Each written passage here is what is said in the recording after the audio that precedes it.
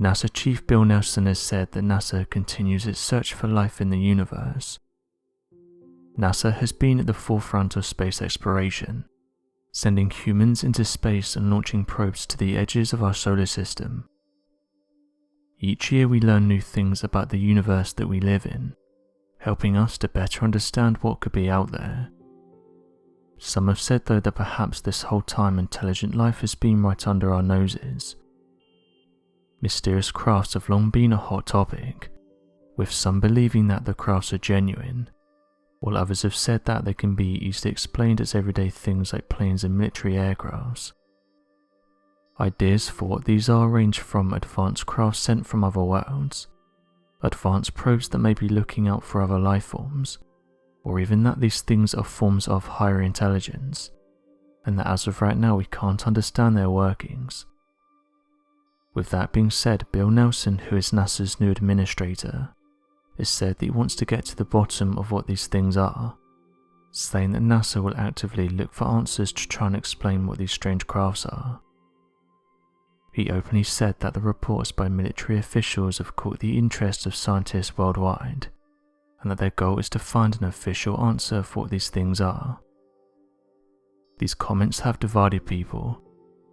NASA has never been open to the idea of mysterious flying crafts, actively going out of its way to shoot down any ideas that these crafts are genuine, which has frustrated those who have looked into the phenomena. But some have said this could be a good chance for the company to be more open-minded about these things, with many saying that it's clear that something is going on, noting that military pilots have been encountering these things for years now, and that it's only been in the last few years that people are starting to open up to the idea of mysterious flying crafts.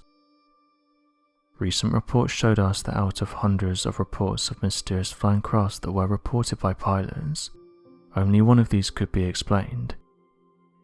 It's due to this that people are hoping that NASA can shine a light on what these things are, and that it may usher us into a new era where we become more open-minded.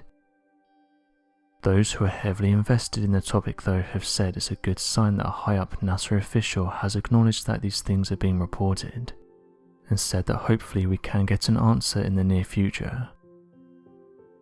What many people may not be aware of is that government officials have long been interested in mysterious crafts. In fact, there's hundreds of thousands of documents detailing this, and showing that top officials have tried to explain what these things are. Many of these documents go into detail about strange objects that have been seen by officials, and that have also been seen above military sites, places where everyday crafts can't get into. It's for this reason that some have speculated that these crafts don't belong to us, noting that restricted airspace is difficult to get into, yet these objects seem to have the ability to just appear inside them, and then vanish within the blink of an eye. It's certainly no secret that government officials have been interested in them, but yet 80 years later we still seem to be no closer to understanding what these things are, where they're coming from, and how they're able to travel at the speeds they do. One interesting document reads as follows. This memorandum is in response to project number 661207, submitted by name redacted, requesting that redacted perform a photo analysis of the photographs imaging an alleged unidentified flying object. The photograph for this project was supplied by the Aerial Phenomena Office of FTD, located at Wright-Patterson's Air Force Base. The photographic package included 3 photo enlargements of the UFO, and 1 photo enlargement of a helicopter. The latter was supposedly taken at approximately the same time, and from approximately the same camera station as were the UFO photographs. The image quality of these 4 prints were less than optimum, and were considered poor for mensural and photo analysis.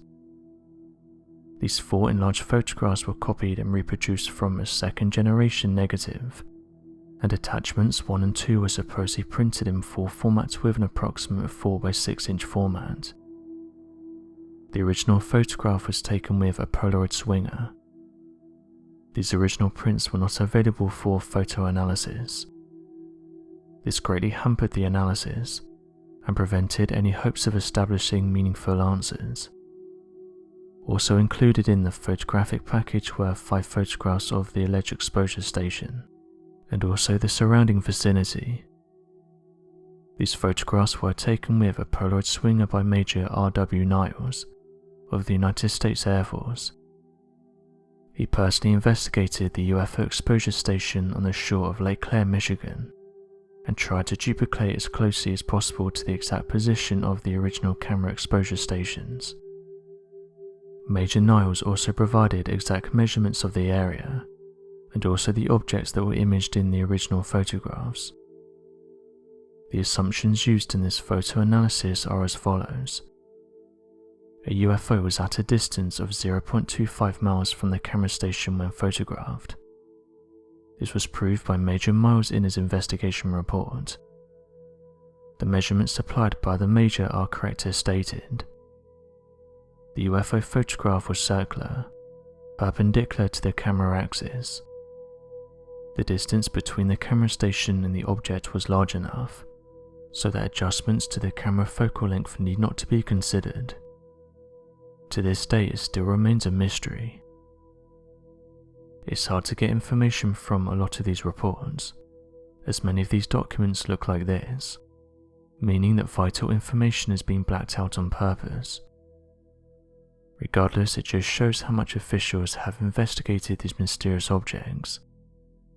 There's hundreds of thousands of these documents that detail these things coming into close contact with high-up military personnel, all of which never seem to be able to fully explain what it was that they encountered. So what do you make of these announcements?